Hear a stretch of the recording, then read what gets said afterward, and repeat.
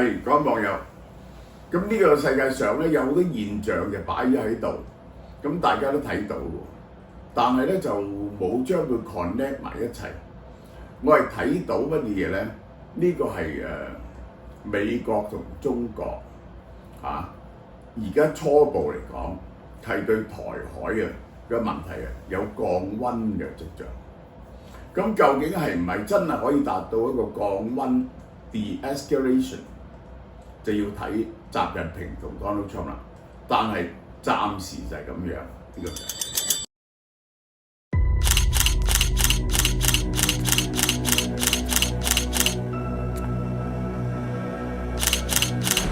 Madam Yu，你消失咁耐，突然間翻嚟，係咪有咩秘密任務啊？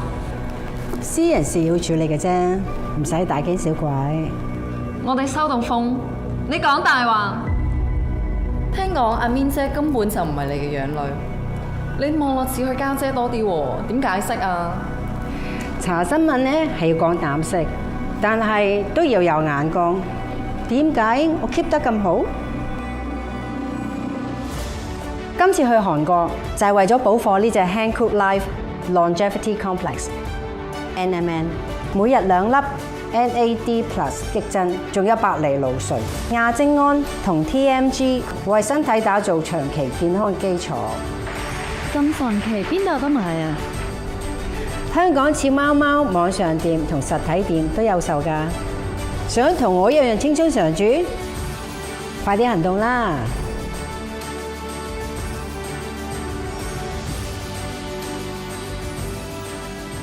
好啦，嗱呢一隻嘢唔使講㗎啦，我講過好多次㗎啦。佢就係 NMN 就係 NAD+ 嘅前導體嚟嘅，就愛嚟增加你嘅端粒體嘅。呢個亞精胺就細胞自噬嘅。呢個加埋白藜蘆醇咧，呢個咧就可以係令到你個粒線體活躍嘅。再加埋 TMG 咧就係抗氧化嘅，就所有呢一個。所有嘅呢一個而家科學上對於抗衰老嘅元素已經喺晒度㗎啦。咁我哋呢個配方咧好犀利嘅，450 mg 呢一個係黃金配方，100 mg 嘅白藜蘆醇，10 mg 嘅呢個亞精胺TMG 加埋維他命 C 就抗氧化嘅。咁咧而且價錢咧唔貴喎，係贏晒街度任何人㗎啦，8折1504。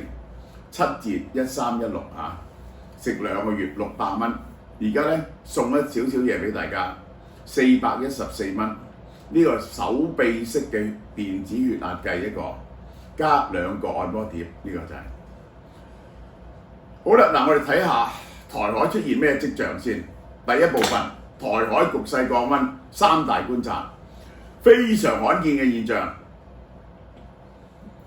我睇見台灣人新聞有講㗎啦，但係佢係完全睇唔到呢個現象嘅重要性。過去幾年咧，差唔多10年啦，我嚟呢度咁耐，台機咧每日都進入台灣防空識別區嘅，每日咧就係幾十架嘅，幾乎係每日發生嘅，係國慶又好，中共國慶又好，和平紀念日好，總之唔會 miss 嘅年初一。突然之間喺呢度完全停晒，到而家應該7、8日，零活動，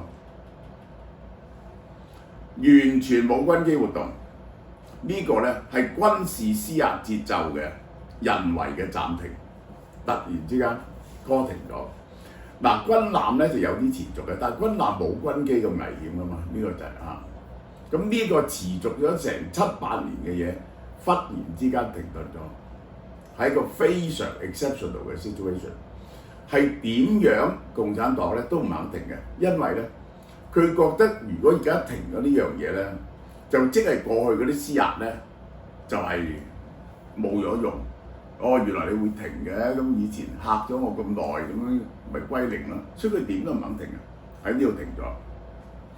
第二，美國軍援節奏 call 住咗，美國有3期軍援嘅。第一期、第2期已經喺國會傾緊，第3期130億美金，本來已經遞咗上美國國會，就嚟簽個 offer 俾台灣嘅 call 停咗。呢個係牽涉到呢一個係愛國者3號，再多幾套愛國者3號，同埋呢一個係海馬斯嘅幾十套海馬斯嘅，好重要嘅。忽然之間 call 停咗，冇再進行呢一個軍售。嗱，呢個係一個好重要嘅嘢嚟嘅。第三，政治接觸停頓。鄭麗文上做咗國民黨主席之後咧，一路都安排呢佢同習近平見面嘅，佢係搏命去爭取呢樣嘢嘅。最近押後咗，遙遙無期。That depends on 3月底習近平同 Donald Trump 點樣傾，呢個就係呢個綜合現象指向合理推斷，中美雙方形成咗某種暫時將台灣問題撳住嘅默契。我哋唔可以就咁講嘅，我哋仲要睇下雙方嗰個外交詞彙度有乜嘢講出嚟。水面之下，近期嘅外交催化劑同雙方嘅默契。呢個第一就係3月底嗰時，就係 Donald Trump 去見習近平啦。呢個就係呢個咧，雙方咧都係有動機，唔好搞到咁惡劣。如果唔係咧，呢個見面咧就好難堪嘅。呢個係一般嘅解釋，但係唔係咁簡單嘅。第一，睇佢講乜嘢先。中方每次同美方見面，即係講一件事啫，貿易嗰啲嘢完全唔講。再次強調台灣問題嘅重要性，就係講一樣。我而家同你講，你點樣對我，你嗰啲貿易點樣制裁我，你啲高科技我都唔講，我就係同你講，喂，台灣問題真係唔好易搞。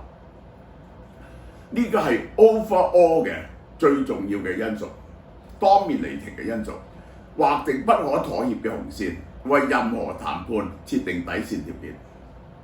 美方呢個講法就顯示係會妥協㗎啦，重視中方喺台灣問題上嘅關切，願意保持溝通，從來未試過咁講過嘅。喺外交語言上咧，重視即係我覺得你講嘅嘢好重要，我哋繼續傾，咦有得商量喎，呢個係姿態調整嚟嘅喎。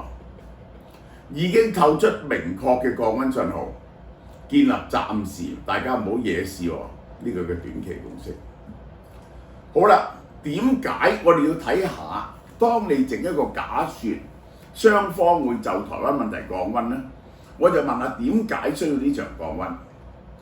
外交默契係觸發點，大戰略方面，北京有3個強烈嘅單方面動機，暫時冷卻台海嘅局勢。第一，高層人事地震，解放軍高層喐到何潤東，喐到張又俠咧，係成個基礎被動搖嘅。最近咧就喐晒20幾個上將，喐咗10幾個人，一系列嘅反腐同人事清洗，影響好多個關鍵兵種，尤其是牽涉到海軍同埋火箭軍同埋裝備，呢個咧係需要時間去調整嘅。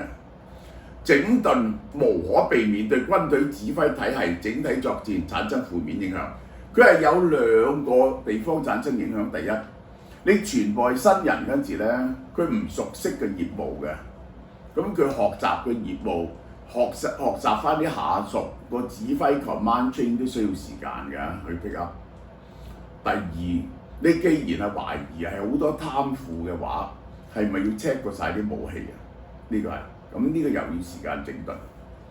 喺軍隊仍然喺度調整重組嘅脆弱階段，唔好將台海局勢咁劍拔弩張，去到可能係呢一個係擦槍走火嘅階段。求穩優先於外部擴張。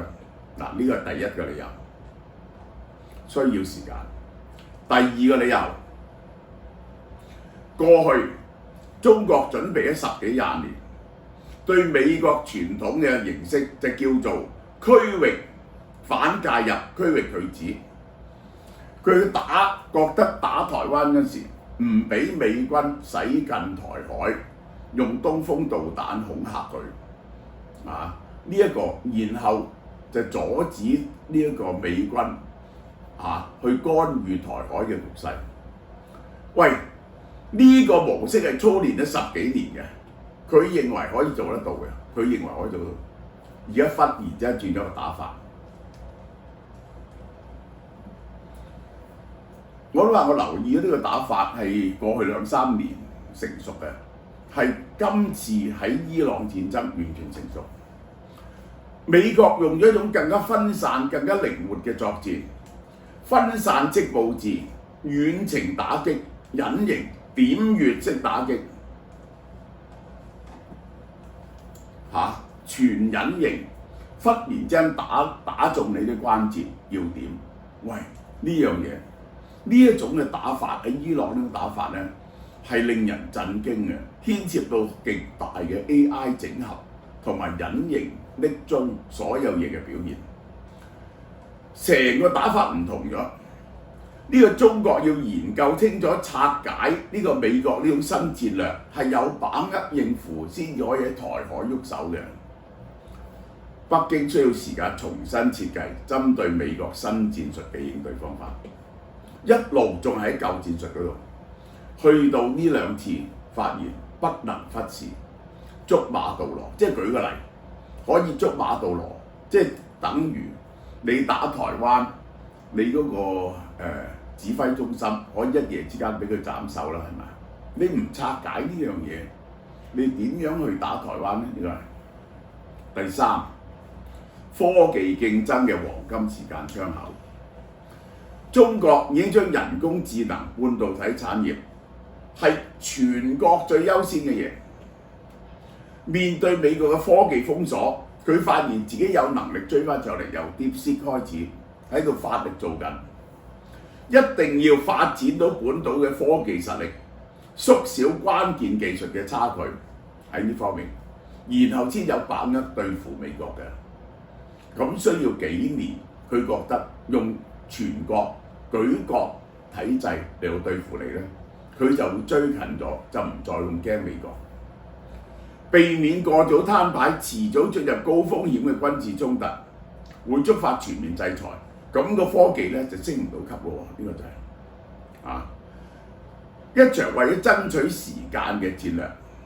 喂，要爭取時間，首先其他嘢咧可以就下佢，但係咧台灣咧我唔讓得步嘅，一定要喺台灣問題啫爭取緩和。解放軍嘅整肅，美國嘅新戰略，科技突圍，當前嘅台海降溫咧唔係想解決結構性嘅矛盾，或者對攻台嘅目標嘅放棄，係利用高層外交營造個緩和氣氛，buy到 time， 唔好同美國即刻攤牌，爭取寶貴嘅喘息時間，重組軍隊，破解美軍嘅新戰術，加速半導體同 AI 嘅自主研發。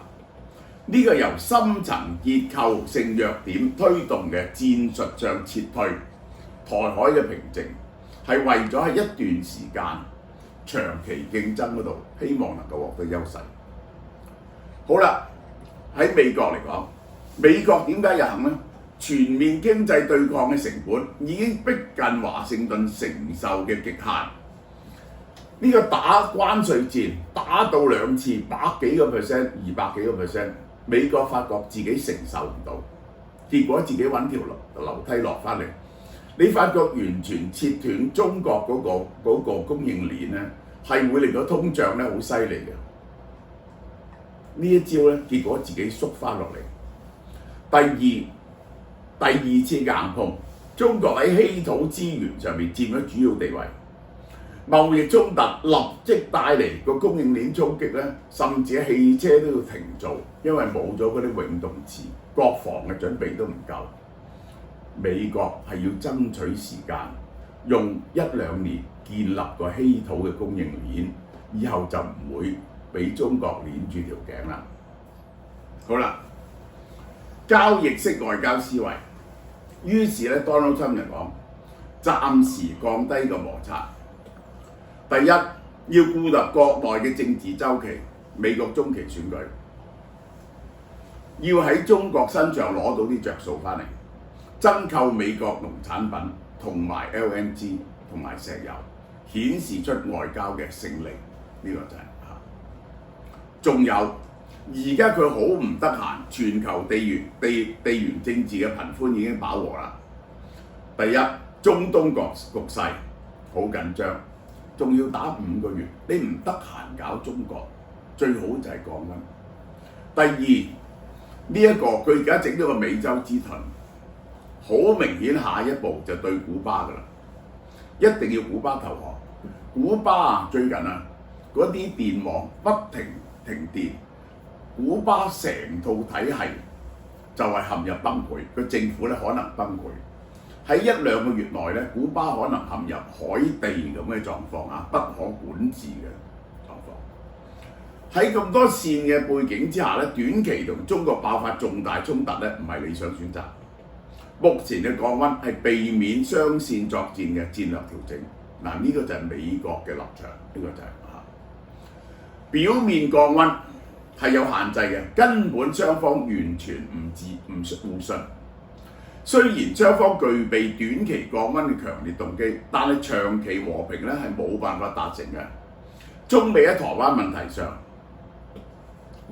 嗰個利益衝突係冇得調和嘅。中國要吞併台灣係呢個幾代人嘅政治共識，呢個代表中國強起來了。呢個中國統一呢個 symbolic value 咧係關鍵到共產黨統治嘅 credibility 嘅，所以呢一個無可讓。美國係不可讓嘅。最現實嘅角度就係、我睇過啲報告咧，就係、如果冇咗台灣，冇咗台積電咧，呢一個立即全世界嘅經濟係倒退10萬億美金，美國陷入衰退入邊，係10年 AI 係會頓挫10年都追唔翻而家嘅 level。讓步成本嘅不對稱性，而家話降溫，大家讓步乜嘢咧？喂，降低軍艦同軍機嘅活動能力，成本極低，高度可逆性，隨時可以恢復施壓嘅喎。一句唔啱，你咪又嚟咯，係嘛？減少對台軍售咧係不可逆嘅喎，因為咧你一排唔落去買嗰啲武器咧，你就大鑊㗎啦。咁咧就實際上削弱台灣嘅防護能力，係有不可逆嘅破壞性，而且傷害咗台灣對美國嘅信心，盟友對美國嘅信心，對台軍售退弱嘅全球效應。呢個美國政界同戰略界內部減少軍售，極端警惕。我解釋俾你聽。呢一個咧係，而且喺美國入邊咧，好多人咧係一派嘅 mega 咧係覺得咧要消滅中國係優先嘅。所以喺台灣問題上，如果你一停止買軍售俾台灣，呢個係一個非常危險嘅嘢嚟嘅。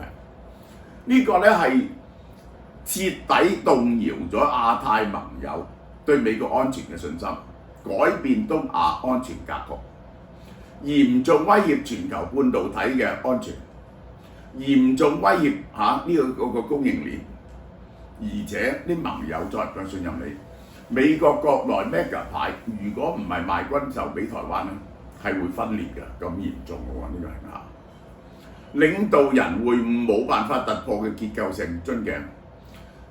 即使習近平與 Donald Trump 舉行正式會面，好難喺台灣問題有共識，因為係冇呢個表面降少少溫就得，大量嘅停落嚟咧係唔得嘅，因為係有不可逆嘅衝突，所以呢個只係一個戰略緩衝期，為咗避免高層談判爭取時間，降溫唔代表問題解決，我唔覺得會解決任何深層次嘅問題。戰略決策者嘅核心預期管理，呢一個美國嘅降溫係想減輕通脹壓力選舉週期，同埋全球其他地緣熱點嘅牽制。呢個但係鑑於半導體供應鏈亞太盟友之間嘅連鎖風險咧，實在冇得妥協嘅，所以呢個只係戰術暫停啫。嗱，仲有一樣嘢，似乎咧係有轉圓嘅跡象，呢個我唔肯定嘅，就係黎智英忽然之間放棄咗上訴嘅終審法庭。咁呢個咧係可能係習近平同 Donald Trump 見一面之後咧，對呢個黎智英作出某種程度嘅呢一個係嘅寬大處理，嚟到等 Donald Trump 咧可以交代咁樣嚇。好啦，我哋睇下馬年迎春福袋有乜嘢先？三重奏啊！呢、一個蛋白 puff 5個揀2個，有多種味道嘅。呢一個咧就係乳清蛋白，做運動嗰時咧就係飲嘅有好多種珍珠奶茶味啊，有好多種味喎。你又揀3個，然後咧就呢一個即食雞胸，揀3種味道，夾埋咧8件嘢，88蚊係好抵嘅。呢個咧智利三文魚扒400克，400克喎，成磅喎。呢個係一個韓國豬後腿肉400克，成磅喎。韓國豬梅花火鍋片、免治豬肉加埋晒，呢個係128蚊4樣嘢。仲有1家韓牛肩胛肉火鍋片，2個韓牛漢堡，呢個韓國豬腩火鍋片加埋168蚊，呢3樣嘢都係非常之抵嘅，好嘛？韓國 Soylab 防脫髮系列由癌症康復者研發，成分超溫和黑豆精華強化髮根，實證有效減少脫髮，精華清爽唔黐粒，頭皮即刻舒服晒。想夠髮，快啲去俏貓貓超市買啦！